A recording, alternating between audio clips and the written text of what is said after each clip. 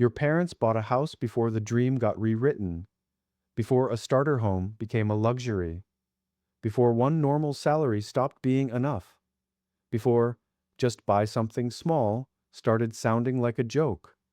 And if you are trying to buy now, doing everything you were told, saving, working, waiting, you may not be failing. You may just be trying to buy in a world that no longer exists. And if you're being honest with yourself right now, you've already felt it. But the part that really breaks people is not the price. That is when the dream stops feeling like a goal and starts feeling like humiliation. Because the house is not just expensive, it is expensive in a way that makes people feel late. And that feeling gets dangerous.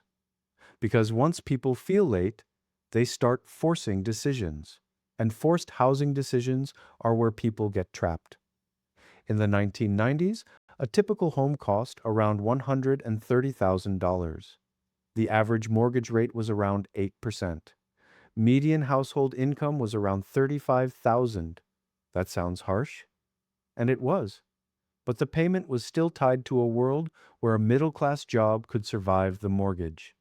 The median monthly payment was about $950. Painful, but survivable. You could still breathe. You could still save. You could still imagine the next step. Today, the median home price is around $436,000. The average mortgage rate is around 6.3%. Median household income is about $80,000. And the typical monthly payment on that same kind of home is around $2,700. Before taxes, before insurance, before repairs, before the stuff that actually breaks people, that is the first twist. The house did not just get more expensive, it got more expensive while income did not keep up. So the dream did not disappear, the entry point did. Most people think the mortgage is the bill. It is not. The mortgage is the door price. The real bill starts after you walk in. Property taxes, homeowners insurance, maintenance, repairs. PMI, if you did not put 20% down. A house that looked like 2,700 can quietly turn into something closer to 3,800. Property taxes can add around 400 a month. Insurance can add about 190. Maintenance can add about 360. PMI can add another 150 to 300. That is the second twist. The number you planned for is not the number you live with. And once people see that, they stop asking, "Can I buy?"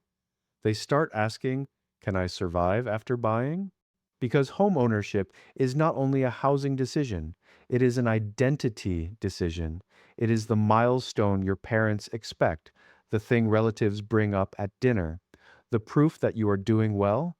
So when you cannot buy, it does not just feel expensive, it feels personal. It feels humiliating. It feels like everyone else got the memo and you missed it. You see the family group chat explode when your cousin posts their new keys. Yours stays quiet. That silence costs something real. That is why this hits so hard. People are not just losing a house. They are losing the version of life they thought they were supposed to have by now. Buying a house is not just a monthly payment problem, it is a long-term capital problem, because when you buy, you are not only paying for shelter, you are locking up a huge amount of money in one asset, a down payment, closing costs, taxes, insurance, repairs, and the opportunity cost of everything that money could have done somewhere else. On a $436,000 home, over 30 years, the mortgage alone can total close to $975,000. Add taxes, add insurance, add maintenance, add your down payment.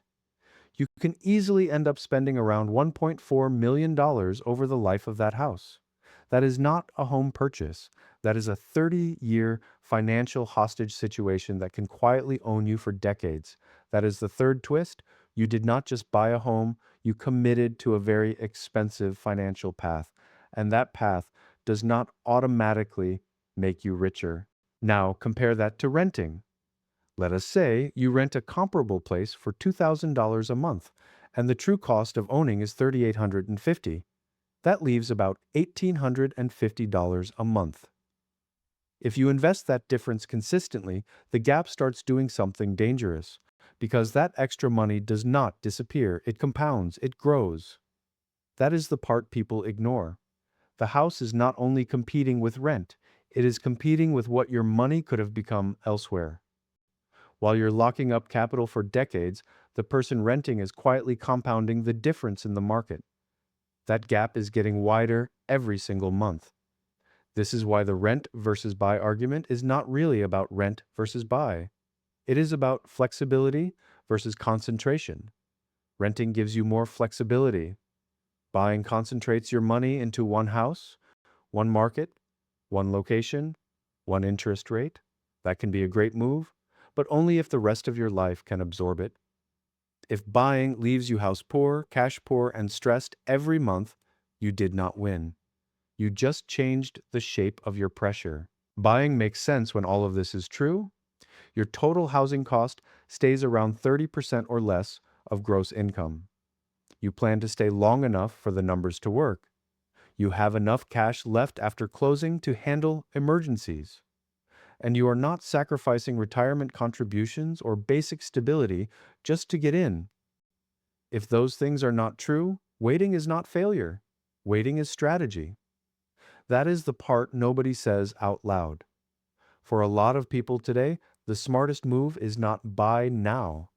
It is do not buy the wrong thing too early, because the cost of forcing the dream is often bigger than the cost of waiting.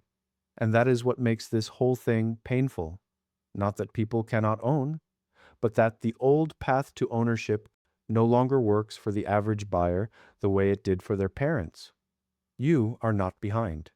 You are early to a completely different game, one most people still haven't figured out yet. You are not lazy, you are not broken, you are not the problem. You are trying to enter a market that changed the rules. If you are renting right now, that does not automatically mean you are wasting money.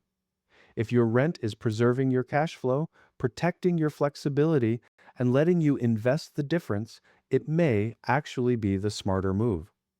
If you are trying to buy, that does not mean you are wrong. It just means the math has to work, not the dream, the math. So here is the real question, not should I buy a house?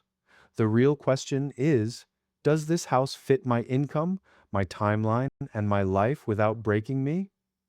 If the answer is no, the market is not giving you a moral failure, it is giving you a warning. Comment one word: ready, waiting, renting, pressured, stuck. And if this hit you, tag one person who needs to hear it right now. No judgment, just real talk about money. And if you want more videos like this, subscribe to Wealth Storyline.